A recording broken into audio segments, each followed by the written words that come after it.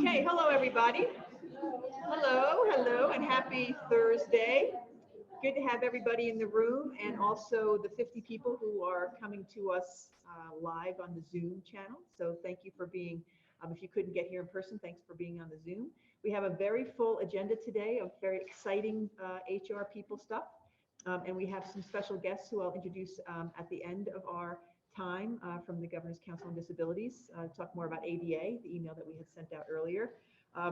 Just a couple things on the front end, and I don't really want to think of this as beating a dead horse. It's more like taking a super awesome victory lap. I just want to say thank you again to everybody for the rapid hire in December, because it is the gift that keeps on giving. One, we have a new member of our HR team, Gabrielle, here in the room, joined at Game and Fish, which is terrific. And also every time we talk to the governor's office or talk to even the governor, the rapid hire made a huge impression around the state, made a huge impression in your agencies. It's not something that we want to rely on, as you all know. However, it did really help with the brand of state government. So thank you again. We know it was a big lift. We know it was at the holidays. We know you scrambled. We know you ran 100 miles an hour in addition to everything else that you do. And it paid off. So thank you again to everybody for that. A couple things we're going to go through now. Some of it is more of like the nitty gritty and down in the weeds, and all of it is intended to make your lives easier. Nothing that we're doing here at State Personnel is intended to make in any way make your lives more difficult. We are taking your feedback to streamline our processes, to help you streamline your processes. And so each of the line items we're going to talk about today is hopefully pushing us forward in that regard. And we know that if at any point you feel like it doesn't, we will hear about it. So thank you for being candid and being open and being honest in that way. So I'm going to turn it over to Max Cordova right now to talk about another time-saving device that we've come up for you guys. So take it away, Max. Okay, good afternoon, everyone. So going along with what Pam just mentioned about making our lives easier, who has tried to copy classification from our website? Actually copy the paste and paste it into another document. Who's tried it? I think everybody's tried it, right? Can you do it? No. Okay, all right, that's it. So, minor thing, but we went in to over 500 classifications and we actually updated the security. So right now you can go in there and copy, paste, wherever you want from any of those documents. Very small thing, but I hope it's going to be beneficial to all of us. Where this is going to be used, on your day-to-day work, you're also going to see that capability to be used in the new PARFs, the new CARFs. So hopefully that minor change really helps out. Big thanks to the small SPO team that we went in here and actually went into each individual document, updated the security, and big round of applause to those SPO people who know who are. Definitely not a fun job, but after years of lots of classifications, we finally got it updated. Going forward, we do plan to make a lot of those PDFs more transparent, being able to copy different types of information. So just keep an eye out for that to come in the future. Since I'm up here. I wanted to say one thing.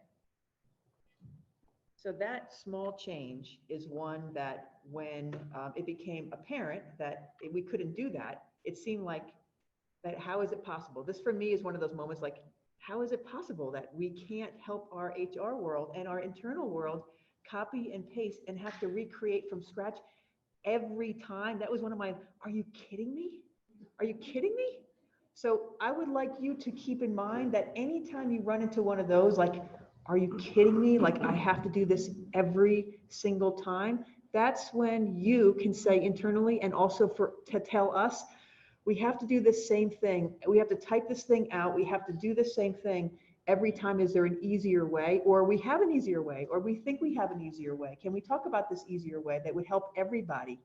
So that small change just saved you. Like it's a time-saving device. That's what we want. We want you to spend less time in the that kind of rote factory work and being able to do the people work that you're all in the people business to do. So any of those pieces, please, and thank you so much when we're talking about the PARF and the CARF that Max will do next, for giving us your feedback and saying when something works and when something doesn't work.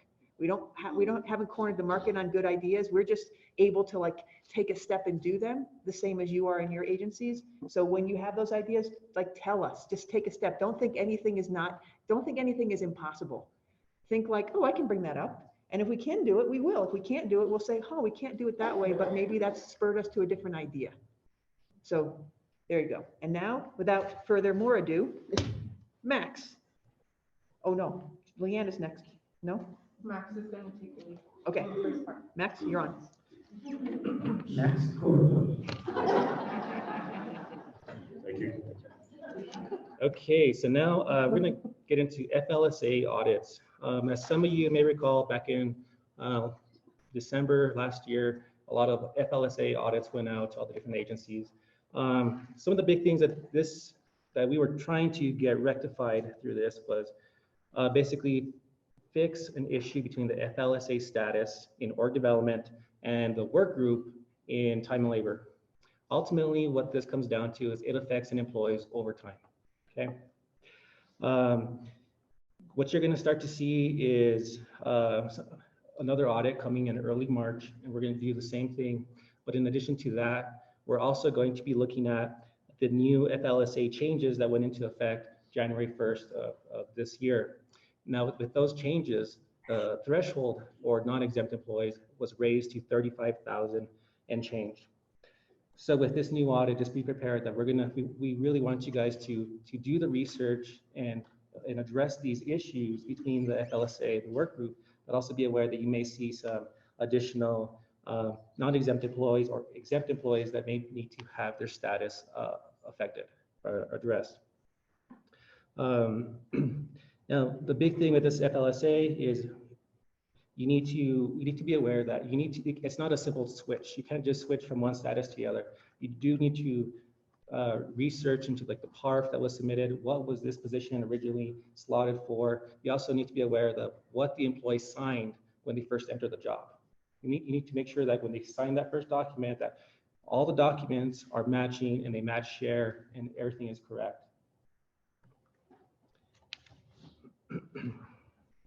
And as always, if you guys have any questions, feel free to reach out to us. We're definitely here to help. Does anybody have any questions right now about this? Okay. One question.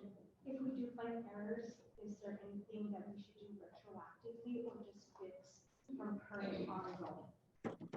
Please repeat that question.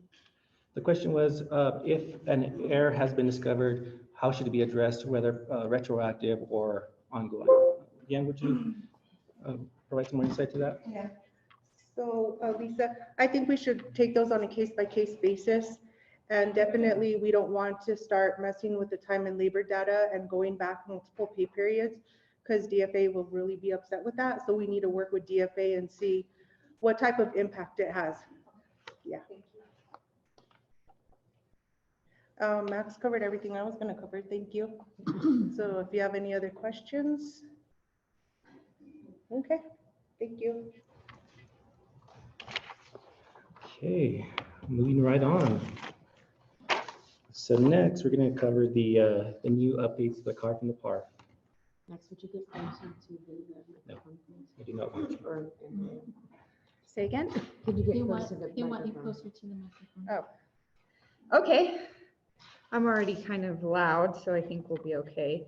So Max is up here because he is really responsible for creating this form electronically. And so yeah, he definitely gets props for that. Just real quick, I never want to do another form again. Yeah. So he kind of took that on. We were even thinking about, do we contract with someone separately? Because what we wanted to do is pretty sophisticated form-wise. We're hiding a lot of fields. We're populating different boxes. So he literally took that on and said, you know what, let me play with this formatting and see what we can do. So we are super appreciative that you guys have given us feedback over the last couple weeks, talking with Max directly, talking to your consultants, with me. So that is major for us and we really appreciate it. We had, is Tax and Rev here? They might be online. They gave us a lot of good feedback too. And they're like, sorry, we don't want we don't want to give you too much, but we were like, no, this is what we want. So it really helped us kind of move forward and make sure that we worked out any kinks. Max sent the email earlier today with the revised forms. And we also have them on our website, and he gave you the link so you can access them that way. We wanted to just hit on some of the feedback enhancements based on your guys's emails, phone calls. We've added effective date to both the compensation form and the position form. For us, we thought, okay, the reason why we took it off is because it's not driving anything. You can say, I would like this reclass effective tomorrow, but really the bottom line is the two oversight agencies, primarily DFA, all that good stuff. But your feedback was that, you know what, we're doing away with some internal forms, and it's really important for us to track when we submit actions. So we added them back in for that reason. Max added agency use only, so that's why we did that. Double fill and underfill, you'll see those on the CARF and the position form, depending on the action that you're taking, and then certain questions will populate with those actions. So double fill, pretty much a no-brainer. If somebody's resigning or retiring, do you have the letter? What's the business need? The main thing for an underfill is that you have an action plan. So if you're underfilling a job, they're only good for up to a year. So if you're trying to underfill someone who might not qualify for a job for longer than that, you're going to have to think that one through and justify it. Another big thing based on your feedback is expanded text for responses. On some of the boxes, particularly the CARF, we limited some of that text field, but you guys wanted it enlarged or expanded, so we did that. Another thing that we heard from Tax and Rev and CYFD is the expanded fields for education. So sometimes you'll need to say 32 hours in accounting or degree in social work, and it was cutting off. It wasn't letting you put that detail of information. So he was able to expand that. The Juris Doctorate is also included in a drop-down box for education. Supervisory pay is an option on the compensation form. We're not approving it, but at least you have a place to document supervisory pay if you have one of those limited classifications that doesn't already have a supervisor attached to the classification. So that's an opportunity for you guys. The department field wasn't initially on the compensation form, so now it is. So we also have the form, so we'll take questions in a second. CYFD had a question too, about a section that he'll bring up and talk about, and that we let them know they're online.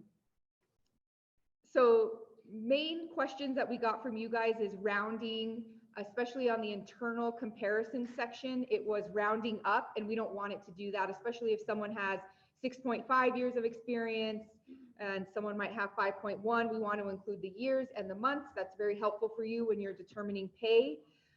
We talked a little bit about this at the beginning. Because the form is pretty sophisticated, it was hiding your responses if you saved it. It didn't mean it erased it. It was still there. You would have to trigger the box to expand by selecting the action again. So if I did in-grade hire and I typed everything up and saved it, and then I go back and say, wait a minute, where'd all my information go? You'd have to pick the action again to populate your data. So if you have the older version of the form, your information's not lost, but that's not a functional form. We don't want you to have to do that every time. We did have one agency have some feedback about printing. So let's just say they had a lot of text in a box, and you know how it scrolls on the right-hand side. They were having a problem where it wasn't printing all of the text. So we expanded and tested it several times. So we were able to address that. And then before we take questions, I just wanted to talk about the submittal, the approval process. The form is really great, and we're really happy with the functionality of it. But the main reason why we did these updates was to improve process, right? So we would have, or the agencies, our customers would have to send the request only once, not send it simultaneously to both oversight agencies. They would only get one approval. That was something that was really important to us. And then we would tell them what we needed as far as the justification. So So we've gotten a handful of actions back using the new forms, and they're great. I mean, we're not having to rewrite responses based on what's required per rule. So we're able to get through those faster. And so what's going to help us now is when we look at data, how much faster are we actually being able to be with our compensation actions and our position actions. And then we're sending you weekly pending actions. What Tanya said, no, not as fast. Oh, yes. So we're starting that this Friday. Last Friday, you guys sent it to your agencies, right, Cynthia? So if you didn't get it, we'll make sure GSD got theirs. What we haven't done yet, which we're going to do tomorrow, is send to the oversight cabinet secretary. So it'd be Pam, and it would be the secretary of DFA and the deputy cabinet secretary. So they can also see from both oversight agencies' perspectives what's being held where. One important thing to note, even though most of you are still finishing actions on the old form, which is completely fine, we don't want you to have to recopy something on another form, we still wanted to implement the process immediately, which meant you sent your entire action to the workforce planning email, and then we have someone who's dedicated to respond to the DFA analyst and kind of coordinate. Some of those are, you've already had DFA notified separately, so we're still working through those. But anything else that's new, even if it's on the old form, you want to send it to workforce planning so that we can coordinate both oversight agencies' approvals for you, and you're not having to kind of track them. And then your pending report weekly that Cynthia Sandoval and Max work on will show you who's missing, right? So if I approved it or SPO approved it, what oversight agency you're still waiting for. And then of course the two secretaries will get that information as well. Julie? Are you going to allow and place into those documents that we can accept electronic signatures so we're not printing and running down? Right. Signatures? So that's a great question. And I know that, Could you repeat the question? sure, that great question was, are we thinking about electronic signatures, or are we trying to incorporate those things? So a really good thing to keep in mind is we're partnering with the share folks to try to digitize this whole process, right? So while this form is important, we know we're still kind of behind the times, right? With signatures, I see many of you give me multiple copies of pages because of how your routing goes, and it's not very efficient. So while we think the form is great because of the capabilities that you have, and we're implementing the process, our main project is to digitize the whole thing and to work with Share to do that. So that's the next phase of this. So we're not going to focus on electronic signatures for this form. We're going to focus on digitizing this workflow process in its entirety. We're getting a lot of questions. Ooh, 5. Okay, so let's take some of those and then we'll go to the audience. Okay, so the first question is, when will a job aid be available for the new PARF and CARF that we can share with managers on how to use the revised forms? Okay, so that's a great question. And when we did the training, we talked about the guidebook. The reason why we didn't send the guidebook immediately is because we made so many different enhancements to the form, which many of them are pretty forthright, right? So it's easy to see how the form flows. But we do have an actual guide that April has worked on. April's right there. Want to raise your hand? Woo! She started sharing it with us today. We need to just make sure we make some final revisions, and then we'll send it out to the community. The reason why I think that's a great question is because this form is not just being filled out by HR people, it's managers. And sometimes what's easy and common sense to us in our field of work might not be so straightforward to somebody else. So I think that's a great point. So you can be expecting that within the next week. It's in its final draft form, but basically what it's going to do is just give you tips on how to complete the form and then reference the rule most importantly. Okay. You want one more? You have 5, right? So 4 more. Will the form in the future populate with months, or is it going to remain as a decimal? So that's something that Max already updated. So you should be able to type in the year and the months without it rounding up. Did you have anything to add? right? So as far as the applicant that we're reviewing, you will be able to enter in the months. But when you look at the comparables section, what that calculation is going to do is it's going to get the number of months that you put in, divide that by 12 months. And so that's where you're seeing the decimal. And it's just the way that the fields came in and how we were able to make the math work with the amount of space that we had. Do you want to show them? Yeah, I can do a quick example. Yeah.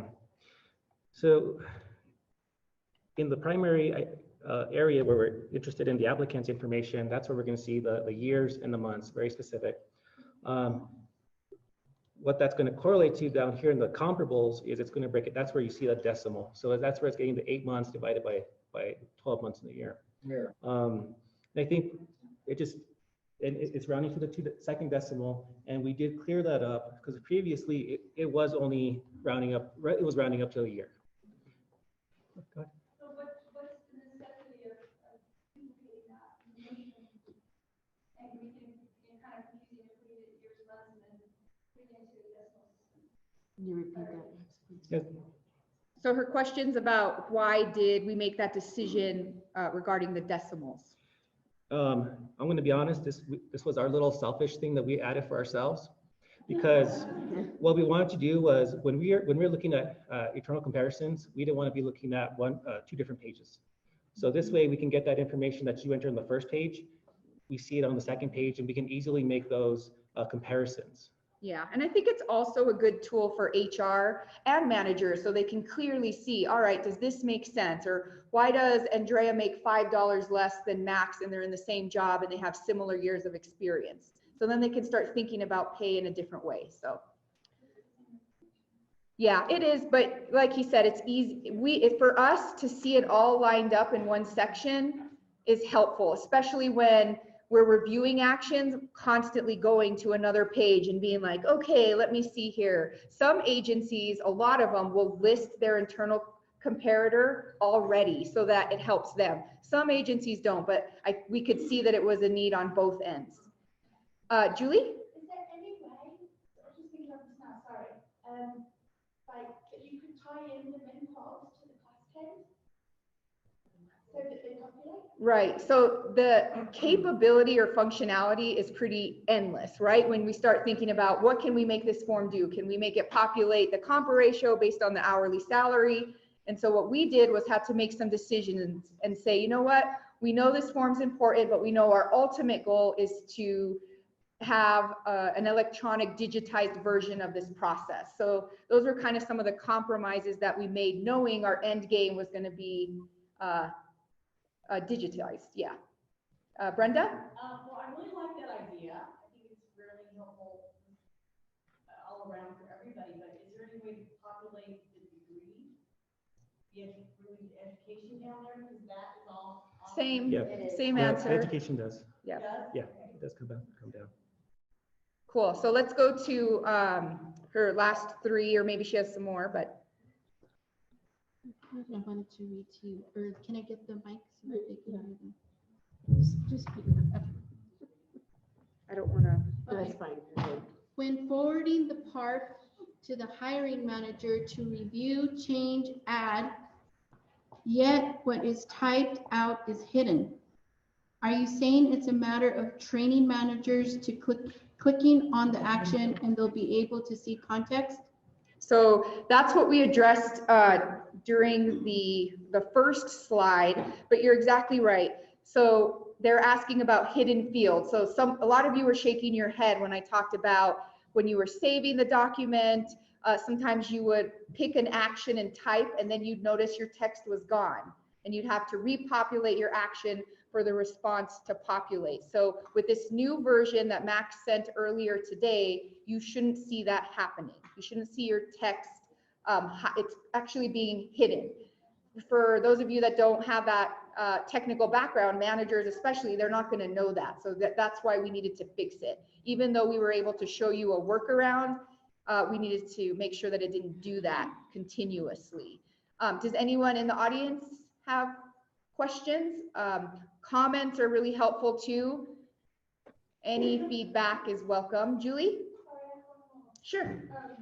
So on the first page, let's say you're doing a compensation action, in the base salary, right, the pay band and the salary, the amount of salary.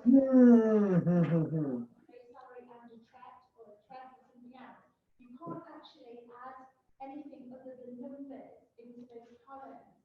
So typically we would sort of explain that there's a base salary, there's a track, and what the percentages are of that. And we're not able to do that on this one. Is that because you don't think it's necessary anymore?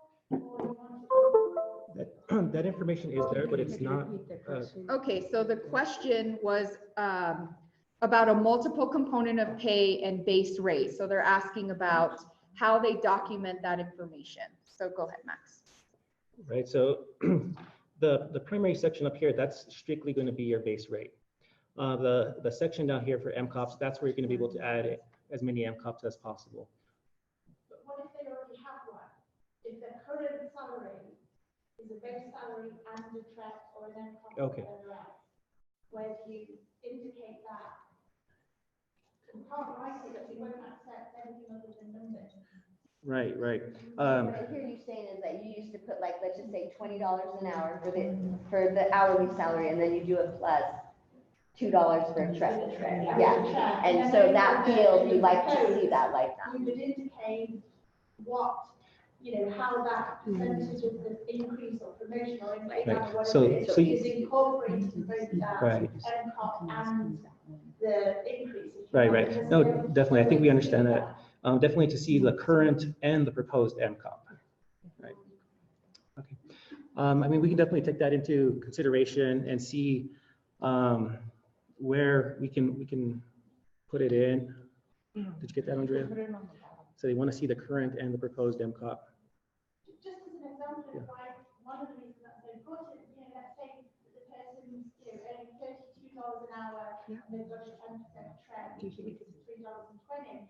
And then we're going over to the increase in the comp ratio and the percentage increase, it might look extraordinarily large because we can't put that trend that we're trying to incorporate into the. Okay, yeah, I think that's reasonable, and that's the kind of feedback or comments that really help, and especially if it makes it easier for you guys, kind of like what Pam was saying, why we don't want to do this and create more of a hassle. Okay, so Tamara has a couple questions, and she has a mic. Hello? Oh, maybe not. Test, I think okay. test, You guys have turned it on. hello? There you go. I heard So it. the next question is the date going to remain as effective? Or is it just the date the action was completed? Effective date normally means effective date of hire, which we do not know as this is just the beginning of the process.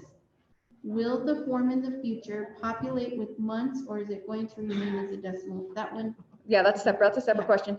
The effective date, that's exactly our point, right? Like, it kind of seemed arbitrary to us from an oversight perspective. Like, I really don't care what the date is, because the date of the action is actually going to be effective when the two oversight agencies approve. But we got feedback from agencies that say, it's not just about that for us. We care about when we initiate the action. And we've been able to not use an extra form because of this field. It really helps us know where things are and when they started. So that's why we added it back in and put agency use only. But yeah, it's for you as an agency to kind of track. April? So could they just leave it blank when they send it in? And then after they get the final approval, then you would add your effective date up there for your records or whatever you're using it for? Yes, if you would like to do that extra step, you can. Why not? So we're having folks who can't hear, and when they're on Zoom, they can't hear the questions, so. Okay, so that, thank you for reminding me. So Tamara asked, I was trying to go backwards. Tamara asked about effective date, and the question from Zoom was, why is the effective date there? Essentially when it really doesn't prompt the actual entrance of the action. But the reason why we added effective date back to both forms was for your own internal tracking. okay. Another question. Will we still have assigned analysts at SPO and DFA, or will it be different for each action submitted? Okay, so I'm gonna repeat her question since it doesn't sound like the Zoom folks can hear. They're asking about the consultant assignments on the SPO side and the DFA side. So that hasn't changed. You'll still have a contact that you work with directly if you have questions about an action. If they have questions to support an action, they should be contacting you pretty regularly, trying to meet with you on a consistent basis to see what's coming for your agency and to try to speed the approval process and the review process. So that hasn't changed. All right. Oh, Stephanie. My agency does things, we're doing electronic signatures. So the minute we do an electronic signature, it locks down the form. Do you want us to also submit like the unlocked version in case SPO needs to, put in their comments or whatever into the form, and then guys can just print our electronic signature page? Okay, so a question from the audience was about forms and electronic signatures. Right now, there's a small number, if not you're the only agency that's using electronic signatures, which brings up another concern that we probably will talk about offline. But submit the forms how you're normally submitting them. I don't need another copy, but we are working to follow up with electronic signatures. Yes, Melissa in the back. And then we also use electronic signatures for our level supervisors because that's how we sign it. DVR, so if I can be included in that. Right, so the question from the back was similar to the question before, and it was about electronic signatures. The small number of agencies that use electronic signatures, they need to get a different version of our form so that they can use their internal software in order to have those forms signed and submitted to us. So those agencies that have electronic signatures, we have Environment, Military Affairs, and Department of Transportation. Tina, I see you shaking your head, DVR. So we'll have to talk with them separately, and Max works with them one-on-one to work through those technical issues. Tina must be over there nodding her head. Yeah. Any other questions from the audience about the forms? Any feedback, even if you feel like, you might have a concern, that helps us too. So we welcome any feedback. Are you good, Tamara? So, Andrea, I have a question. Sure. Back to the effective date. I know in the past, at various agencies that I work at, we always, will that take letters? It's like that applicant. Approval. And then we would use that approval email that we got from SPO, and then just go forward with that using the beginning of the next year. Okay, so that was another question about the effective date on the top right-hand corner of the forms. So the question was, is it restricted to just numbers? Can you put alpha? Can you put letters in that box? So you can do both. On this form, I just typed in upon approval. But the PARF might be, did you limit the PARF to just numbers, not alpha?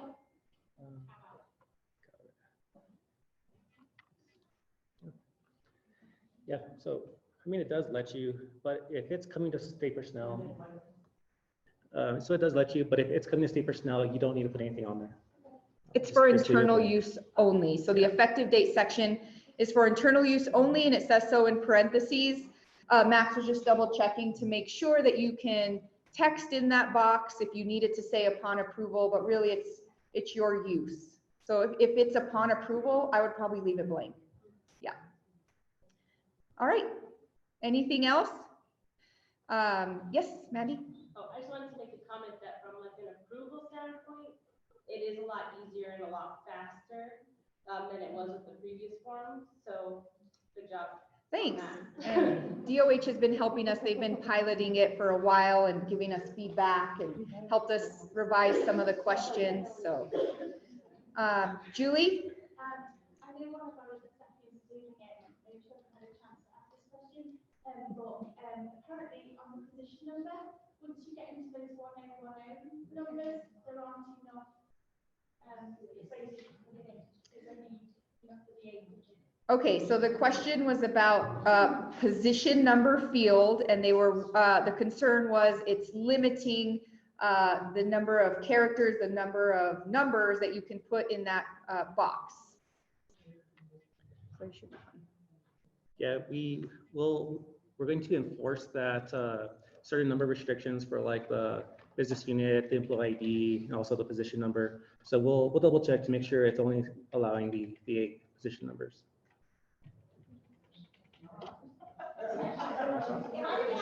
Took out of it. Might be the comparison box. Yeah, so It was definitely the comparison box.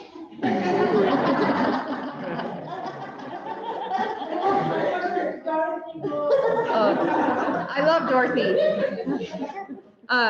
Okay, but that's just really helpful for us. And, you know, if certain things make your life easier, you have questions, that's what we're here for. So, okay, so, okay. And so Andrea just kind of fell into like a really great example. So you saw here, she entered quite a few numbers. So if you exceed the limit, it will give you that error.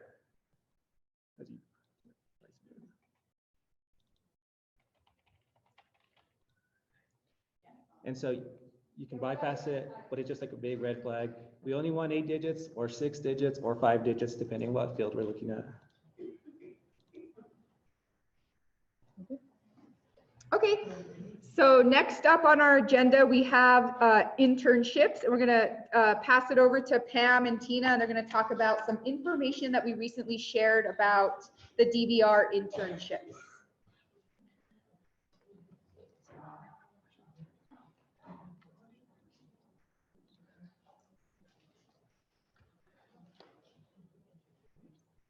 Thank you, Andrea. Thank you, Max. Thank you for the PARF-CARF revolution. Good job, Max. Yeah, good job, Max. Let's give him another hand. Okay, so next, I sent out an email maybe maybe 10 days ago about DVR's on-the-job training internship, OJT, and how there are folks who are clients of DVR who are able and willing to be interns across your agencies. And Tina and Mario, who runs the program, came over and had a meeting just after Christmas, I guess. And it seems like a really fantastic program to help folks who are DVR clients segue into the workforce. So I'll just turn it over to Tina for a brief synopsis. If you have any questions, please ask. We know that a couple of you have reached out directly to Tina, and that this is a great opportunity for you to learn more about it. So, Tina. So I started using DVR OJTs when I worked for Sandoval County. We have them throughout our whole department. We have them in our IT, HR. We have them with the treasurers. We have them at assessors, public works. When I came over to DVR, you can't hear me, I can speak louder. When I came over to DVR, we actually have some now that we're working in our HR department. They help us with our clerical work. They're helping us with personnel files. The program is to help anyone with a disability, and that could be a mental disability or it could be a physical disability. They are willing and able to work. We do encourage you, if you're looking at the program, set up an interview with the candidate. You treat them just like you would an employee. You interview them. You make sure they're a good fit. The program is completely paid by DVR. They can work up to 20 hours a week. They have job coaches. So if there's something that you really need them to learn, we will get you a job coach. We will train them to what you really need. It helps them to transition into a full-time job in the workforce. That doesn't necessarily mean it's a full-time job with you, but it does give them that ability to learn. So right now I have one that's working with some Excel temp staff, and they're working on our position files, cleaning those up. They've already gone through our personnel files and really kind of cleaned those up. So it's just been great, and it's been great for our agency. It was great at Sandoval because I think it teaches people a lot more empathy with, you know, in our day-to-day life, we kind of get into the grind and we don't realize how we are. And it has helped our Public Works Department at Sandoval tremendously, because those are some pretty rough people out there. And when we place these OJTs in there, or the YDIs, they actually, you have to stop and think about what you're saying and how you're reacting to people and how you're responding. And so it has really helped our management at Sandoval, and it's helped our department at DVR. So I know Stephanie had sent an email on some questions for it. Mario is one of our counselors here. Actually, he just got promoted to our program manager here in Santa Fe, and he's really gung-ho on the program. Like I said, it's just a really great program for you guys to be involved in if you want. Okay. Any questions? Yes, sir. Since you're still on order of selection, can you work with people that are not in the category of most severely disabled? It just, Could you repeat it?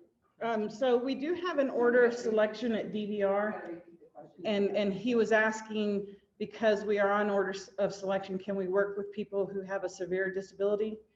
Or not a severe? Or not a severe. So this is different than what you're talking about, order of selection. This is actually on the job training to get people into the workforce. What you're talking about in order of selection is when we actually, they start into a full-time position. The OJT, we work with everyone. So I do have some at Sandoval who have severe disabilities that we use. There's some in wheelchairs, things like that. We have them in our community service. And I keep saying at Sandoval because I'm actually still technically there also. So that's why, but we do use them in our community service. We do have one in our IT department has a severe disability. And then we are looking at placing 2 others. We just had a meeting on yesterday that have severe disabilities also. So, yes.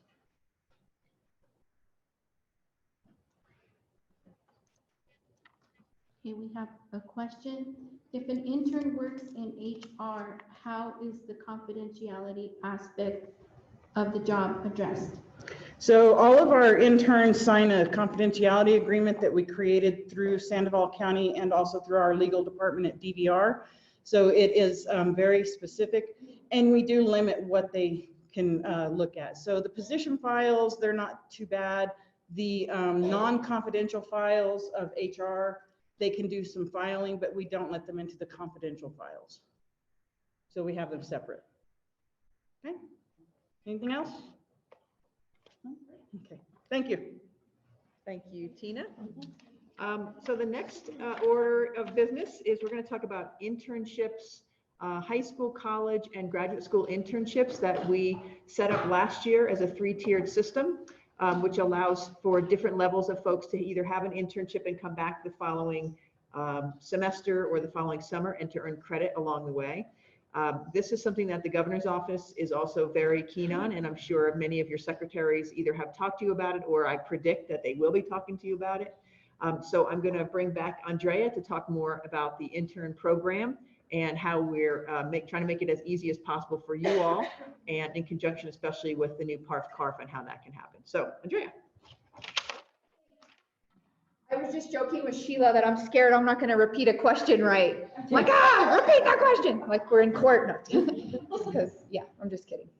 Those are the weird things that go through my mind. Yeah, I felt bad for you. I'm like, oh.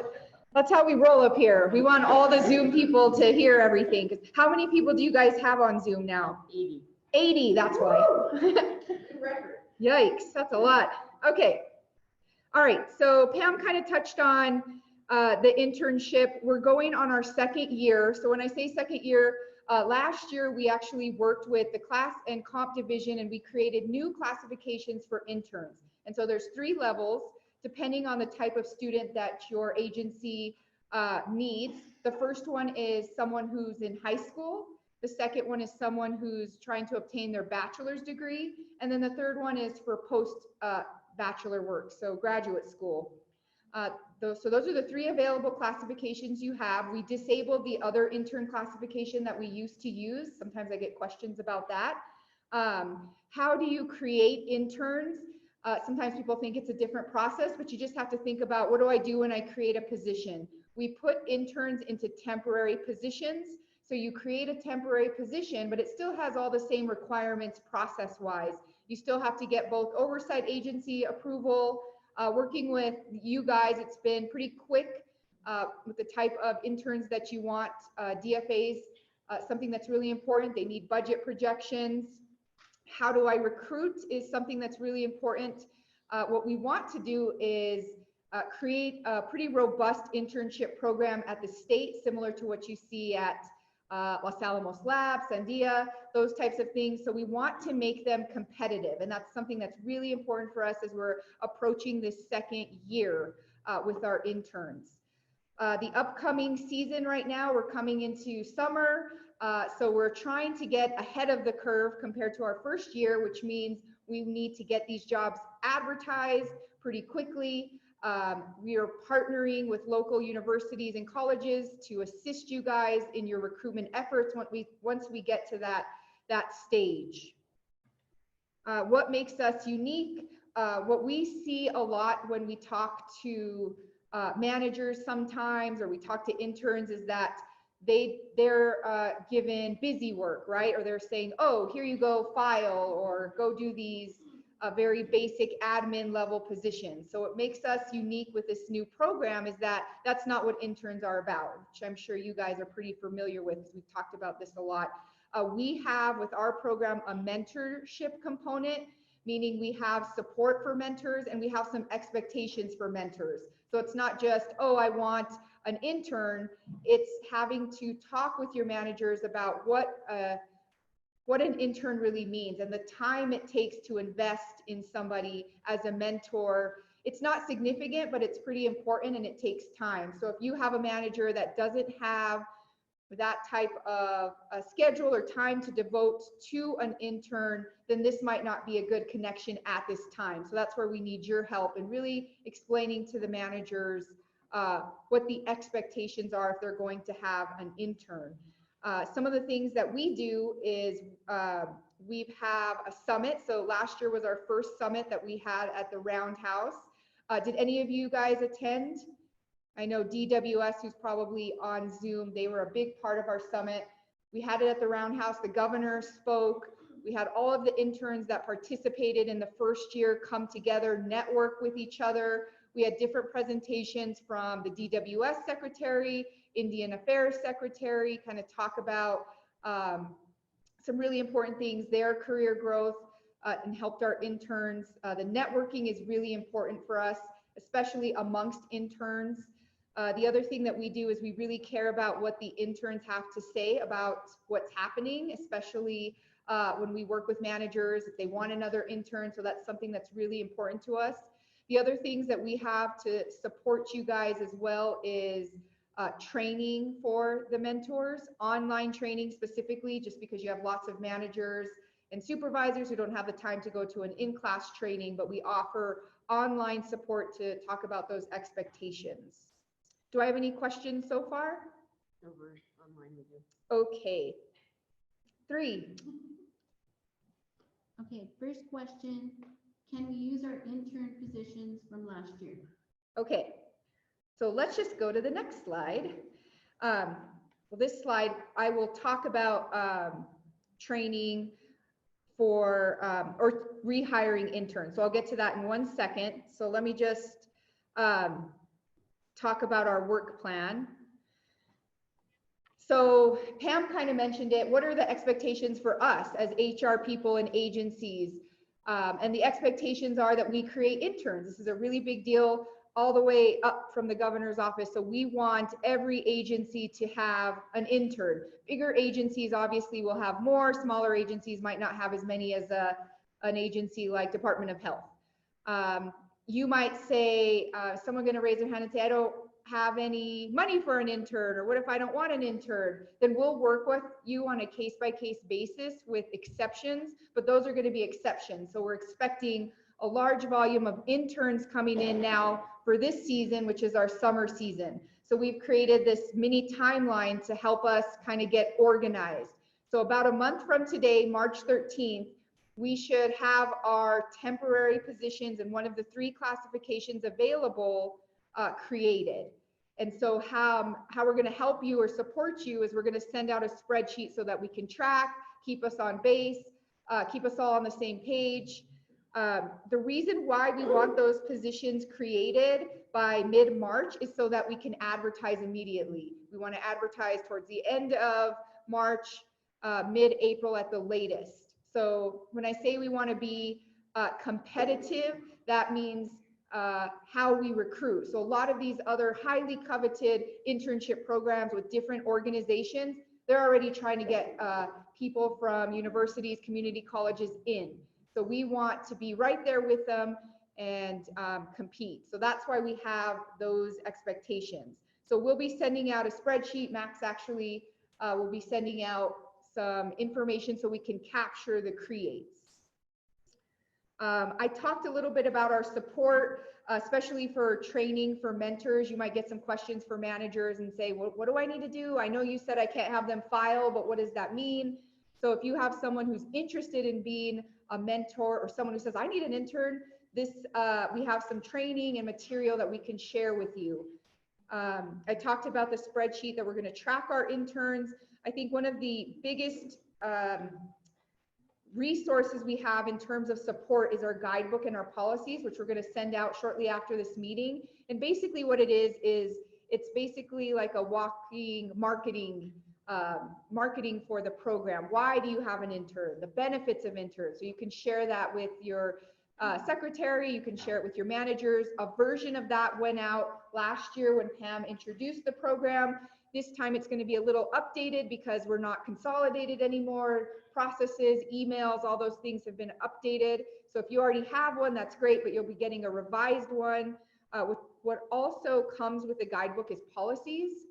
And so that's going to give you more of step-by-step, what happens if, how do I support an intern? Worst case scenario, how do I discipline an intern? FLSA status for interns, all that technical stuff we'll provide to you as well. So those are things you can expect from us in terms of support, given that we're really trying to create these interns quickly. We want you to feel like, okay, now that I've created 5 graduate school interns, now what do I do? Now my managers are asking how what I do with them, right? So those are ways we can help you.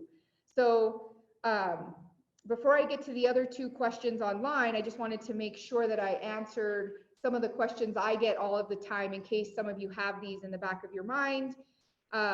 Do I have to create an intern? What's the answer? Yes, but like enthusiastic yes, because that's really exciting. And we're trying to be much more organized with our efforts and have interns during the different seasons, right? Fall, spring, summer. Summer's our busy season because typically most everybody's out of their spring semester. So this goes to the online question we had, which was, can I rehire an intern? And we've had a couple of these, and the answer is yes. This is part of the reason why we created this program. One of our long-term goals is to create another funnel or another source to get candidates into state government, right? Specifically people that are going to school for different trades, different fields of work.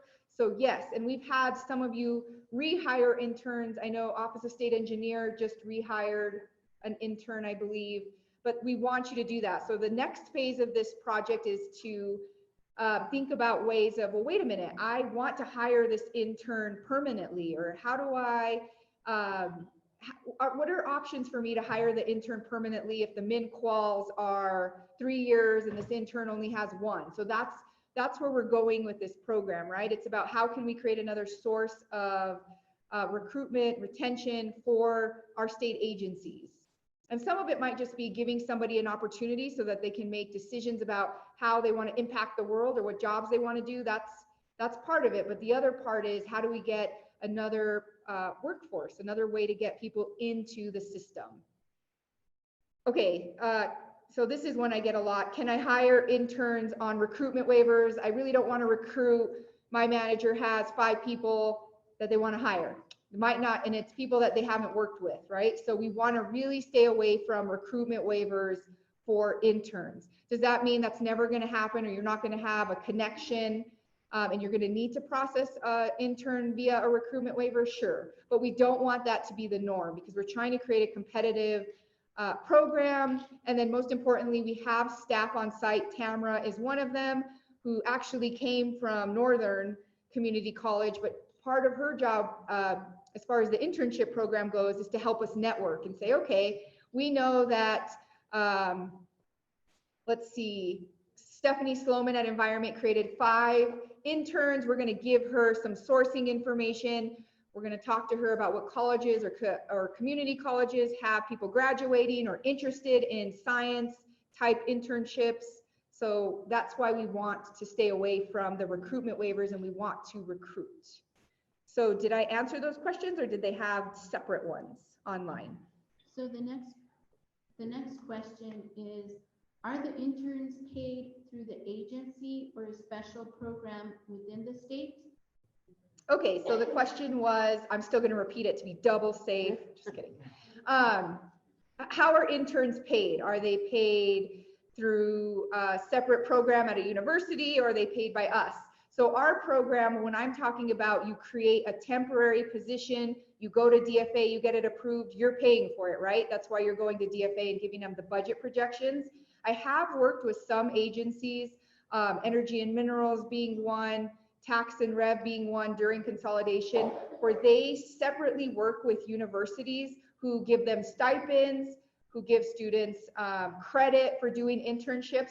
That's separate from this program. We don't want to discourage you doing that, but that's different. We at the state do not do unpaid interns. You guys are paying for them, your agency budget, if that makes sense. So I'm going to go to Stephanie because I'm assuming that's part of, we're on the same topic. Yes, it's actually from the question prior, and I'm sorry, you may have answered it and I missed it. So I do have 10 interns created from last year, and I was getting ready to inactivate them, but could we still use those particular positions if we provided budget projections and approval from DFA instead of recreating them again? Okay, so the question was, what if I have interns that I created, temporary positions that I used as interns? Do I have to inactivate those and create new ones? So that's actually a new question, and it's a good question. So, I mean, technically, you can use your same temporary position if it's been less than a year. We've worked with a couple agencies case by case, but the cleaner process is to inactivate and create those temporary positions, especially if it's a new season, if it's been several months. But we can work with you one-on-one if you say, you know what, I have a scenario where I think it doesn't make sense for me to recreate. You have to remember that when the clock starts ticking is when those positions are created, right, Leanne? Yeah, there are some that are 180 days. It depends on the type of temp you create, but it's always important to remember the rule. State Personnel Board rule is really clear on temporary positions.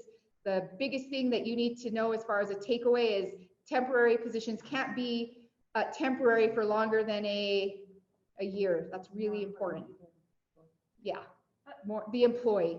You know, you do not want an employee in a temporary position more than 365 days. So I know the rule talks about different types of temps, emergency temps, 180, but how we've been using those historically, that's the main takeaway, is to make sure you don't have a body, a person in a temp for longer than a year. Stephanie Sloman had a follow-up, and then I'll go to. No, it's okay, you answered it. Oh, nice. Okay, so Dora. So my question to you is, we talked about three levels. We talked about high school, what it is, and then graduate, and so on. Are those different classifications, or is it still considered an internship? And you use them differently? Right. So the 3 classifications are separate, and they're titled high school intern, undergrad intern, graduate school intern, and they all have separate job codes. So you would pick the job code you want, and I just got buzzed because I didn't. Oh, you guys didn't like snap at me. That would have been fun. Okay, no, I'm just kidding. No one got snapped. Okay, so the question was, is it one classification for the interns? Is it separate classifications? So the answer is yes, there's 3 separate classifications for interns with their separate job codes. So you would pick the one that's most applicable to you and create that. And are there pay grades associated with those? Are there pay grades associated with the intern classifications? Yes, and they go, obviously the smaller pay band is going to be the high school, then it goes larger and larger depending on the level. Vivian? I just had a comment. So when I pull up that classification, where I counted,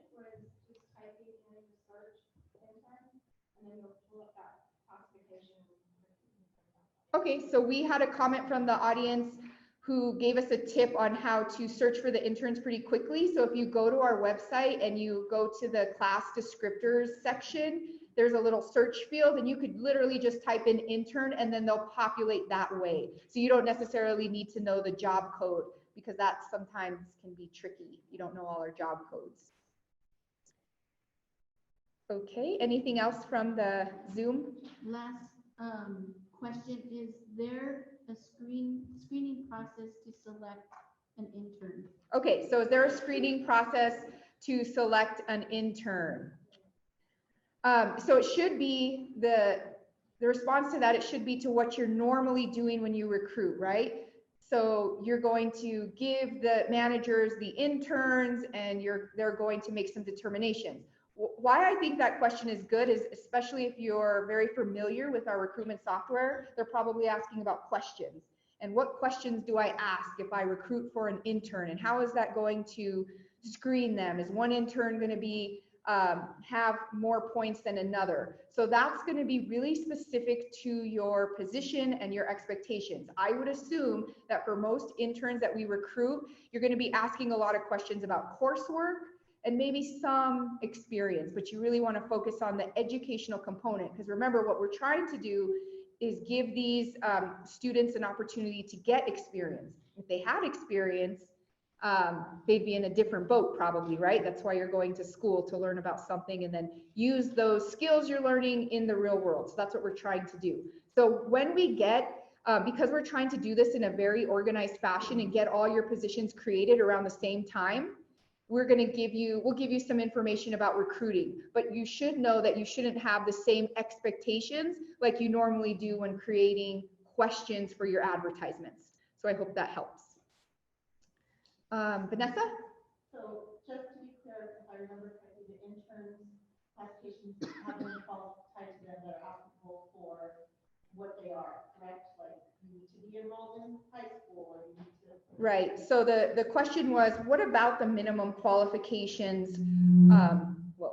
What about the minimum qualifications for the interns? And so we had that question from Do It, and the reason why she's asking is because if you create a posting, what is it tied to, right? And so she's right, the classifications all have minimums attached, and most of them are currently enrolled in school.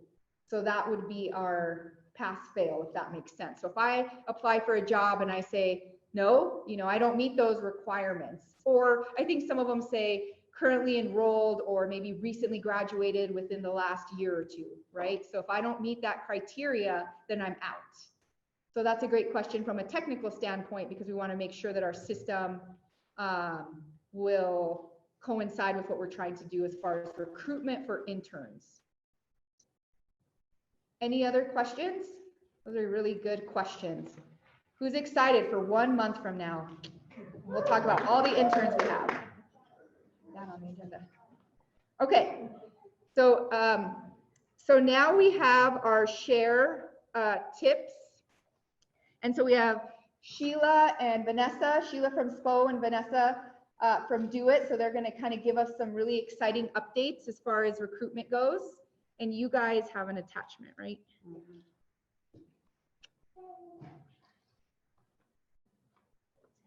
Do you want me to make it big? Is that good? I'll let you do that. Get out.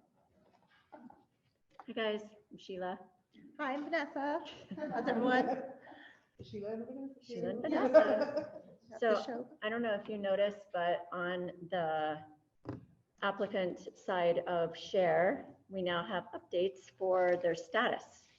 What? What? Say what? Tell us more. So you can see up here, it's sort of a little, can you see it? Make it bigger maybe. Yeah.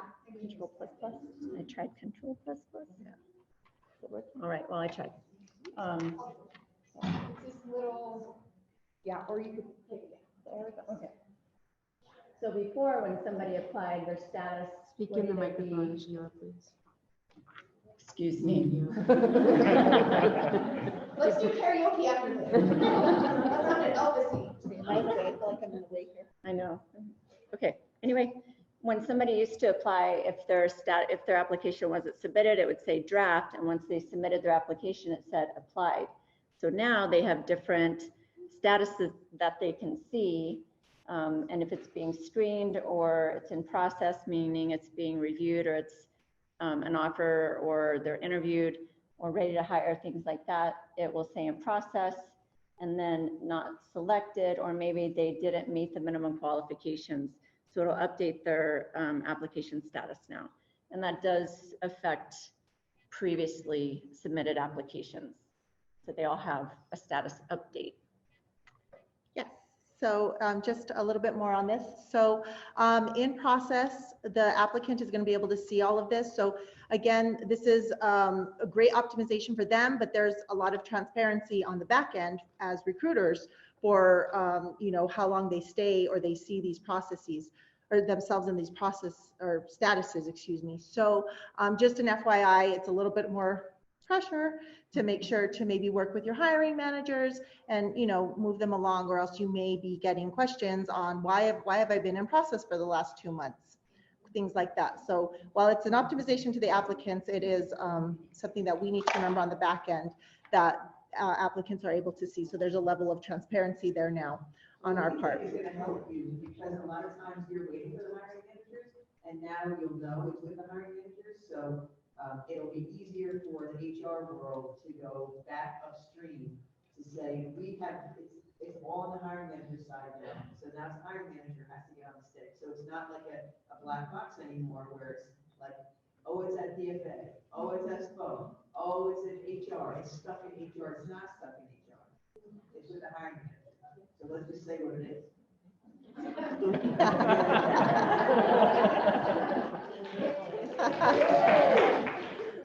See, I have a question in the back. So every time a status changes, will an email be sent out to the applicant? No, there are no emails attached. I'm sorry, the question was, will an email be sent out once the status changes? Will an email be sent to the applicant? No, it will not be sent to the applicant. There is no email notifications attached to this. This is just a simple, you know, hopefully alleviate some calls that SPO or maybe your agency, you know, as HR have been getting about, you know, where am I in the process? I know we had a lot of applicant feedback. If you notice, we went back from routed equals referred, because a lot of applicants were used to that from the NeoGov days. So we went ahead and, you know, said, hey, let's make this user friendly. We wanted this an optimization truly for the applicant. So referred equals routed, so that they can see, hey, I've been referred, and have some of those familiarities that'll hopefully help them, you know, sit tight a little bit and you know, have some answers to where they are in the process. Just to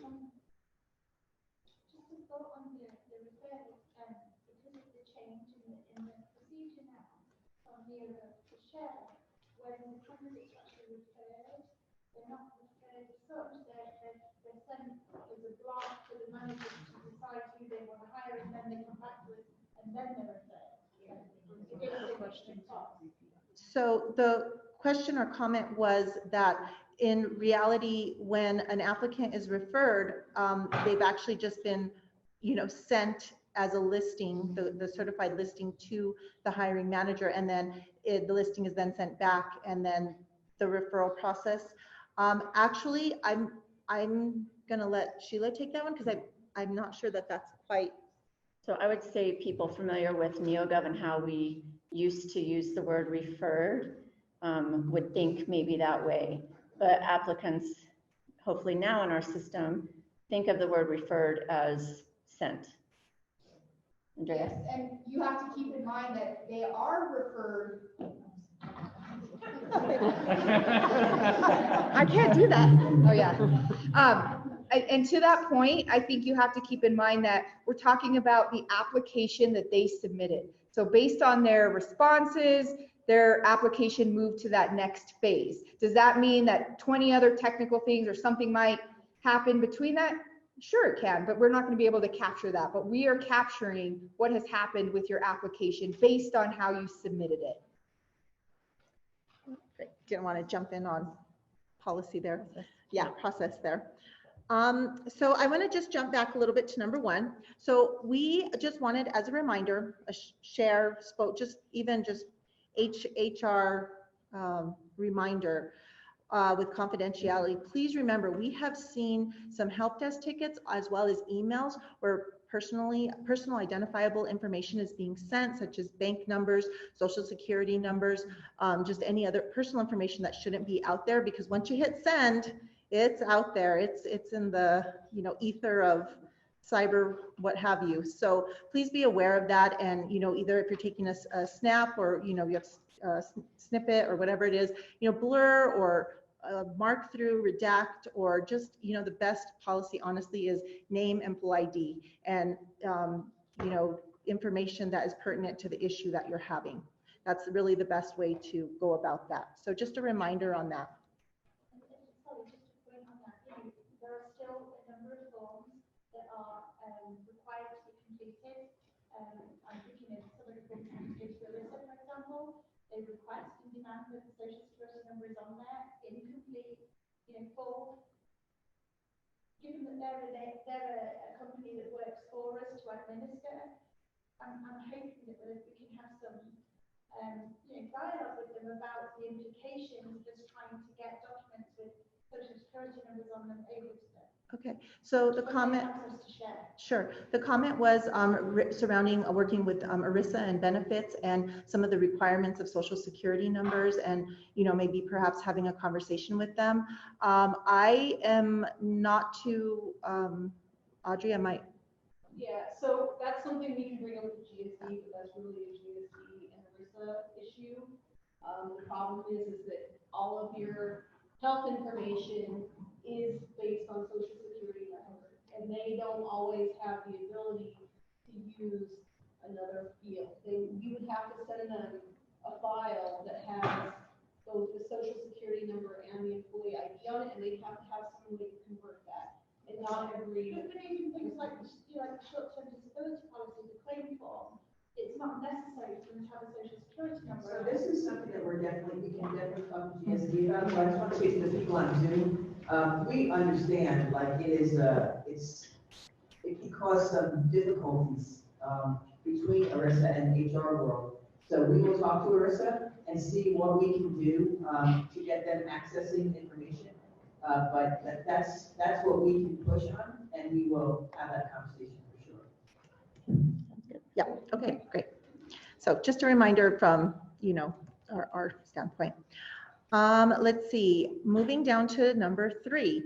As we move forward and, you know, processes change and, you know, we work towards, you know, working with other agencies and getting job postings, you know, put out there into, you know, other formats that direct them back here. We want to make sure that we've been noticing contact information on job postings is not complete. Excuse me, I missed not in there, is not complete. So basically you're putting in your name and then there's nothing else. There's no phone number, there's no email. So that piece of the job posting, when you're entering in that HTML that you have to change, you're missing the actual contact information and your name is being input there. And as we're looking and working with other agencies to get job postings, spread the word on job postings, that's going to be super important as we move forward.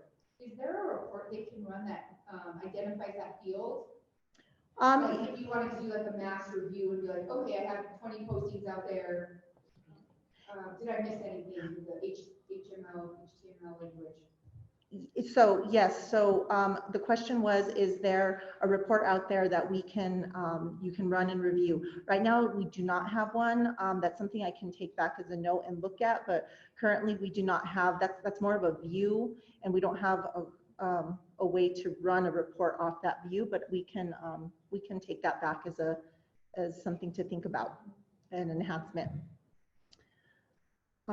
Next, so I kind of lump these together just because they're very similar. We have the hire date and manage hires. So just a couple reminders. And there has been an uptick in the hire date change requests. So basically this enterprise support desk, i.e. Dwayne, is getting a lot of, a bit more requests and help desk tickets to support effective data changes for the new hires or rehires. So if we could just be super mindful as we're working with the packets and you're entering your dates, even if you have to go back, double check with the hiring manager, the offer letter, those types of things, if we could just be super mindful as we're entering that. So, you know, you don't have to create a help desk ticket, we don't have to correct history and, you know, all that good stuff. So we understand things happen, but we just have noticed an uptick in that request more so than usual. So next thing we had, oh, I'm sorry, abandoning hires in the managed hire process. We have to track that because we do it, I, myself, and my team, we have to clean up the managed hires table every time a managed hire process is abandoned. So we would like to just a reminder, we're still seeing on average, you know, 20 to 25 per pay period of hires where people are abandoning the process. I've started reaching out to agencies because we can see if basically there's a report that we run and we can see if it's just abandoned or if there was a true issue with it. So we can see that. And so if there isn't an issue and you truly triggered the right action, please utilize the managed hires feature. It's easy. You don't have to work with the transferring agencies, things like that. So if you guys could just please be mindful of that because there is back end work on our end that we have to do every time that process is abandoned. So it's a system, you know, it's a system issue that we have to take care of. Thanks for pointing that out because that's a big deal on our end too, especially for training purposes. So we can resend that specific page of the manual that kind of walks you through all the scenarios that you need to be aware of when you're bringing an employee over through managed hires. And I know a lot of us, especially if you've been here a while, the old way, right, is just go through job data. That's what she's referencing, that's just how we hired. So if you're not familiar, you took the training a while ago, we can resend those pages to you. Vanessa's done a lot of work in documenting all the scenarios that you have. Is the employee new to state government? Is the employee used to work in state government and you're bringing them back? Is it someone in state government? So those are all the scenarios that you need to think about when you're crossing them over through managed hires.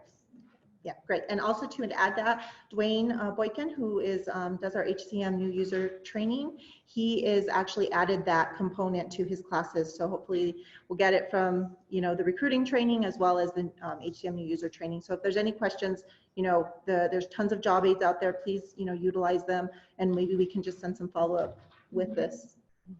So great, thank you. Okay. So I'll talk for a minute. Yep, go. Some of you hiring managers may remember last week before, I sent an email about some standard posting cleanup. So what we haven't tackled yet are the continuous posting cleanup. But this report that we're going to show you, this query, is basically what we're looking at to try to clean up that information. So the standard ones we're working on, but the continuous ones, we're hoping you can also use this query to monitor your postings and see what the last status was, how long ago it was touched, and if you need to remind hiring managers to take some action, or if there's something that needs to be done on your side, or maybe it needs to be canceled, or maybe it was abandoned and now you have to tell us to manually close it. So I'll let Vanessa tell you more about this query or how to get to it. I think we are just still working through it a bit. So yeah, so I put a couple of queries on here just in the spirit of cleanup. The first one is the NMS_TA_JO_recruiters_diff_BU. This is for those of you who have transferred agencies and you still have job openings. Let's say you were at DPS and you moved to DOH. You may have DPS postings still attached to your tracker. You might see them on your dashboard, your recruitment dashboard. So this is a nice query for those of you that have had people leave your agencies. You can run it and it's going to identify the people for you that have left, and you can end those job openings, and you're able to go in and put yourself or someone else that needs to take them over. This will also help in them not getting lost and falling through the cracks. So that's a great query to use if you've had anyone transfer or leave your agency. The next one is the one that Sheila was referencing. This is still a work in progress. I'm adding a couple of more optimizations, actually not me, but my team, is adding some fields and just to make it a little bit better for you all to utilize. So this is just a little snippet of it. And the wonderful thing about this query is it kind of gives you everything that's open. So you're able to filter and work with the data. You got to work with it a little bit. It's going to give you everything. It's going to give you everyone in applied. It's going to give you everything opened. It's going to give you everything. So what I've done here is I filtered out on continuous postings. And the one thing that Sheila and I noticed here is these are continuous postings with the posting close date. That's kind of interesting. If they're continuous, why are they closing? So this means for these agencies, which will remain nameless, they are going to close. Hope you all know that, and if that was your intention. So again, this is a way for you to monitor your data. So there's some great queries out there. So this is just one snapshot of what this query can give you for those agencies. And there's about, I don't know, 50 of them. This is just a snippet of how, so technically this probably should have been a standard rec and with the posting close date. And then this, again, some of the things that, you know, they're in different statuses, obviously. But if we roll down to the next snippet, the next example, what I did here was I filtered on offer. Oh, yeah. So a year ago, it might have heard like, this is a really great query you should run. Yes, that's what I would say. I'm like, yeah, there's a really awesome query. Like, what are you talking about? But now, understanding the amount of data that human resources goes through and the amount of checks and balances that can be, that we can create and use to our best effect as a tool. Now when I see, like, I might scoff at first, like, I don't have it, but then I'm like, yeah, that's a really good query. So thank you. You're welcome. So anyway, again, same query. I just filtered out on the applicant status. And look at those. These have been sitting out there in offer for an awful long time, and they're open. They're standard, combination of standard and continuous. Something could have happened with the continuous, but there again, let's clean up our data. Let's look at these. All of the statuses are in there. These are just a couple of examples that Sheila and I found. Again, I'm adding some date fields and just, you know, adding a few more fields that hopefully will be useful to you in really identifying, maybe not necessarily having to jump into the posting and look and see what's really going on.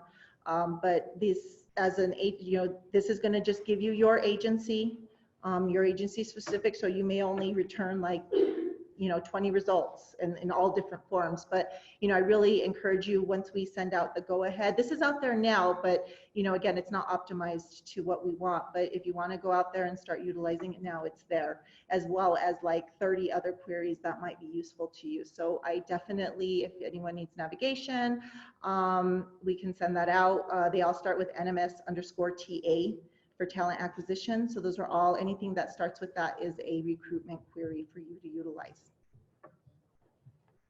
Any questions? Yep.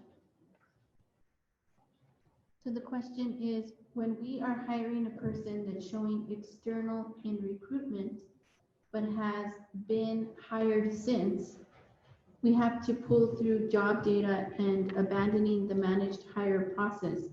Will this be fixed? Actually, you do not have to abandon at that point. There is a great job aid out there, and we will absolutely send it again.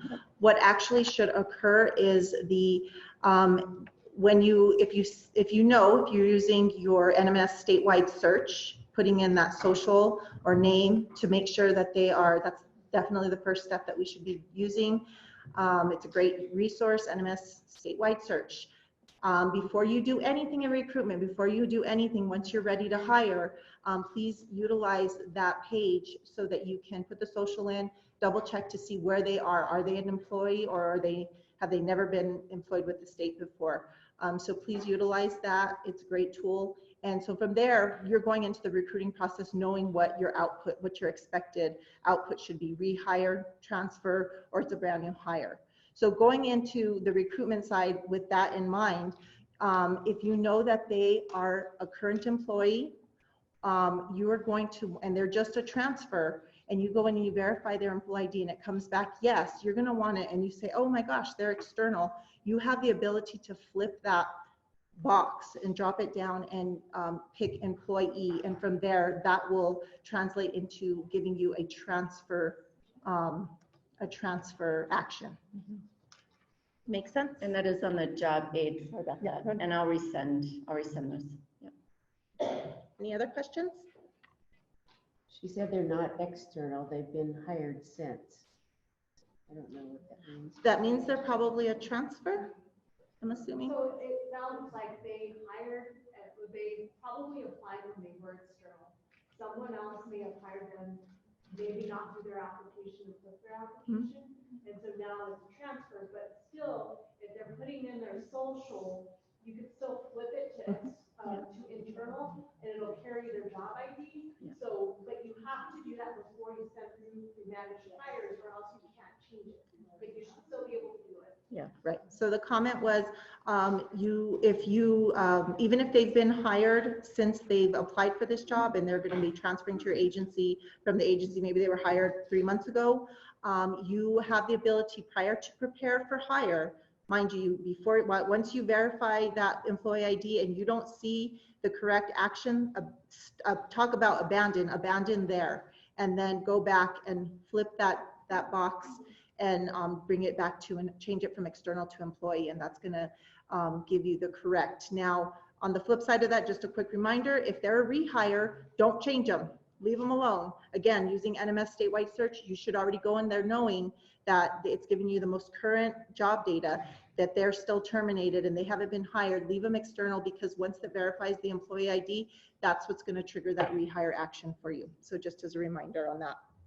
The only time you should change to employee is if they are an external and they are currently in an active status. Okay, any other questions? Andrea. I would just like to say thanks for all the work you've been, I would just like to say thanks for all the work you've been doing on the continuous, because we actually met with Cassie and Vanessa from the share team and Sheila, and they were concerned, especially talking about data about our continuous advertisements. The volume, the number of continuous advertisements, and then the duration. So that's what really led to working on some customized queries, because we're such a lean team, so that we can work with you guys and really clean them out. One of the other things we wanted to share is we know that sometimes continuous is necessary, right? Depending on how many times you've recruited, all that good stuff. So we don't want to discourage you from using a posting that's really necessary, but we really want to make sure that we don't have postings out there that have not had any kind of activity. The continuous posting should be referred very frequently. So if you aren't doing that and you're accumulating hundreds sometimes of candidates, that's a reason to not have a continuous advertising. So at the beginning, you can expect from Sheila to kind of send you the data in those queries, especially something like this where we can say, oh no, you have 10 postings that have an end date that are continuous in nature. So you can expect that from us, but I just like to give them a shout out, because that was a lot of work based on a lot of data that we're seeing. Thank you. Okay, that's it. That's all we Think have. that's Any it? questions? Last minute? Anything? Yay. Okay, cool. Going. All Yeah, right. we're done. Thumbs up. Excellent. Okay, just a couple more things, a few things of announcements. So we had also sent out the FML training, that is a collaboration between Department of Labor, Workforce Solutions, and state personnel. And you got the calendar invite. That's Tuesday, February 25th from 1 to 3, right here in our auditorium. And there are some people who reached out to say they were not on the list, and could we add them to the list? So Denise worked with me, and then I to make sure that we had all the people who had signed up for HR Council back in the summertime, to make sure that we had you on a full comprehensive list. And for those of you who have moved from one place to the other, we'll make sure that we, if you are not getting it or someone just forwarded it to you, you can email us and we'll get you on the list that we have for these HR Council meetings, because we don't want anyone to be left off, whether you Zoom in or whether you come in person. But again, I want to thank Oline Calderon at Workforce Solutions, who had the contact the Department of Labor. So we're all going to work together for that FML training. The next reminder is that we sent out the PDQs for the HR classification study, and that due date is next Friday, February 21st, COB. So if you have any questions, you can reconnect back with Max. But we sent those out and tried to make it as easy to use as possible with guides for each of the forms. The next HR Council meeting, just so you know, but we'll send out the calendar invite, we now have looked in the calendar to make it not on not during the leading up to payroll, but doing it on the week after payroll Monday. So the next meeting we have for HR Council is Wednesday, March 11th at 1:30, and we'll send out the calendar invite, but if you want to make a note of it now. And let's see, finally, I'd like to bring Guy Surdy down from the Governor's Council on Disabilities. We had sent out a pretty extensive email about the fact that it's the 30th anniversary of the Americans with Disabilities Act and some awesome training opportunities that the Governor's Council brought to our attention. So I did send that email out, but Guy's here in person to answer any questions, but maybe give you a little bit of a rundown. I also want to really thank Jamie Phillips on our team who brought all of this information to our attention and connected Guy in this realm today. So Guy, come on over. Good afternoon. Thank you so much for this opportunity, because this is a program to get all agencies to have certified ADA coordinators on staff. And it's this is now the 4th scholarship that we're offering. And I've been working with Jamie, and we thought of focusing on human resources as a theme for the year. And besides, let me tell you a little bit about the certification, which is a national certification that's done through the Great Plains ADA Center and the University of Missouri. And this program is where you do training, face-to-face trainings, but they have online courses also.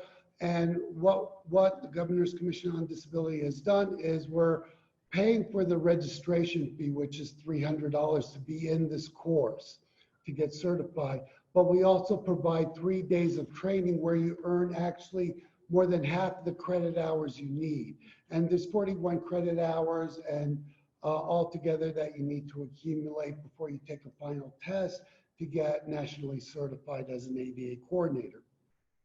So, so in addition now to these 3 days of training, which is on April 5th and 6th and March 5th and 6th and April 3rd, we're going to be doing, say, 5 or 6 afternoons where we're doing a workshop that delve deep into subjects that you would be interested in as a human resource director or staff person. You know, could be reasonable accommodations, undue hardship, you know, but we'll actually send out dates and topics where these workshops are going to be, actually they're going to be held here, but when we decide on all the speakers and all the dates, we'll send that information out. So just so you know a little bit about the course itself, you know, we deal with Title 1, 2, and 3 of the ADA. So there's more information than just as human resource related. You know, you'll find out, you'll get a lot of information about physical accessibility and also just programs and benefit access. So it's going to cover, you know, a broad range of information, and your electives you can take are more suited to the work that you do, along with the workshops that are going to be offered throughout the year that will be held here, also on Zoom. So everyone can participate. Even if you decide not to get certified and you're not in the certification program, you can still attend these workshops because they'll be most likely of interest to you. So you'll certainly get that information. But I just want to let you know, if you're interested in getting certified, let me know right away, because it's almost filled, you know, and I held some seats available. So if you're interested, let me know in the next couple of days. You need to be available for those 3 days of training. That's going to be in the Tony United building on March 5th and 6th and April 3rd. So do you have any questions? Is there anybody here that that you know that you're interested in the certification program? Great, wonderful. So, let's see. So you actually, yeah, so you have my information, just contact me, call me. So Guy will be here after the meeting for a little bit and you can come up to him, but this, if you search your email and you forgot that you got it, just search ADA from me and you'll have all the details. But Guy said he'd like to be here and meet as many of you as possible, so thank you so much, Guy, for coming over. And thank you so much, because this is really a collaboration, a partnership, and it really makes a difference to have your support and to do this with you, because it just makes it a much more valuable program for, you know, the whole HR world here. Excellent. And I'd like to thank Jamie, because she's been instrumental, and actually she's like, you know, the driving force, you know, behind this. And also, I appreciate you so much, so thank you, Jamie. So that ends the full part of our program. Does anybody have any announcements or anything else that they'd like to bring to the HR Council's attention? Tina? I just wanted to say that one of our agencies, I know we're all looking for employees, but we're doing a rapid hire on February 29th for our disability unit. They work for Social Security, and we have 27 positions, and it requires a bachelor's degree only for entry level. So Tina from DVR said they're having a rapid hire on leap year day on February 29th. They're looking for 27 positions, and bachelor's degree is the minimum qualifications only, and they are, the title is? It's adjudicator one. Adjudicator one. A great place to work and a great way to get into the vocational rehabilitation community. Any other announcements anybody would like to share with the group? So before you leave, I just want to say, so last night I watched a movie, which is like, holy mackerel, I got to watch a movie. And it was the Mr. Rogers movie. And like, yeah, oh. And so when I was growing up, I thought I hated Mr. Rogers. It was my sister's era. And I thought it was like, oh my gosh, it's so painful. He's like so super syrupy nice, etc. Now, of course, I love him. And what I thought was so interesting and how it relates to our world is that the guy who was the protagonist, the author, the writer, was asking him, like, how is it possible, like, you can be this nice? Or don't you have burdens?